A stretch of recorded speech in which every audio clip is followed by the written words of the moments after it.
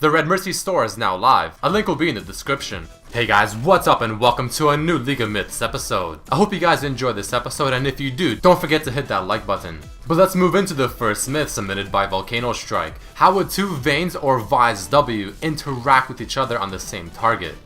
This is something that I feel like most people, including myself, just completely overlook. If you're unaware, Vayne's W, every auto attack or E ability, will apply those rings under the target, with the third one dealing bonus damage. But what if two Vaynes on different teams attack the same target? Well, the results are quite wacky. In fact, it's actually very glitchy. You're gonna see myself and the Vayne consistently alternate with our auto attacks, and the visual effect is completely bugged, constantly showing two rings, and now it's not showing any rings at all. So judging from this alone, you can tell that it's extremely buggy, and how it exactly works is very mysterious. So we continue playing around with this, and what I've noticed is that it potentially is just a visual bug. So take a very close look at the video right now, and you're gonna see as we put on the marks, we're alternating attacks for the first few times, but there I auto attacked 2 times in a row instead of alternating, and it happened to still proc my W. And here's one even more interesting. We do the same thing alternating auto attacks, but as I slow it down, you see that my W procs on the golem even though there's absolutely zero indication of the rings around the golem. So it seems like the game might be registering the W effects onto the target, but the visual effect is extremely buggy.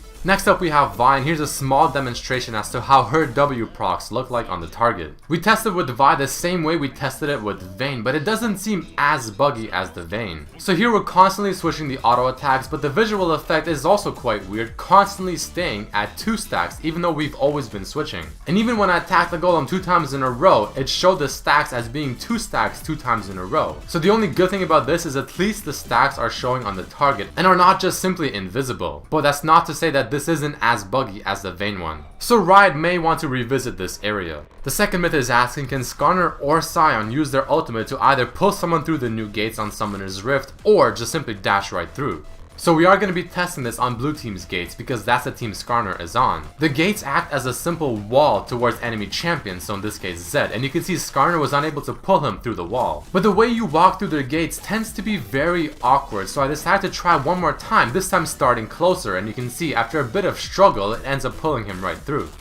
But now let's check it out with Sion's ultimate, starting off with the red Sion that's inside the blue base. He's gonna try ulting right past the gates, but as expected, he cannot do it. Next is the blue team Sion. Normally, blue team people can walk right through their gates as if it's not even there, but you can see that Sion's ultimate, even though he's on the blue team, is unable to pass through the gates, even though he can walk freely right through them. I tried testing it one more time, starting off way closer to the gate, just to make sure I'm not hitting the walls on the sides, but it does not seem to work either way. If a target is within Veigar's stun right in the middle, will Veigar still get kill credit? This one is quite fascinating. You're gonna see Veigar use this stun and the Yasuo chilling right in the middle, not actually getting stunned or interacting with it in any way. Well, at least not directly. And as he goes and suicides to the tower, you see Veigar gets the kill credit, even though he didn't actually touch him or interact with him in any single way. Quite the odd myth. And the final myth of this episode is a simple one. Will Cho'Gath get a stack on his ultimate if he were to eat Sion's passive form? Sion's passive form has had many weird interactions throughout his history, ever since he got reworked. So here, if Cho'Gath were to finish off the Sion passive with his ultimate, does that count towards gaining 1 stack? And as his HP is draining in his passive form, Cho'Gath eats the Sion, and you can see at the bottom left he gets a stack. So there aren't any weird interactions with this one.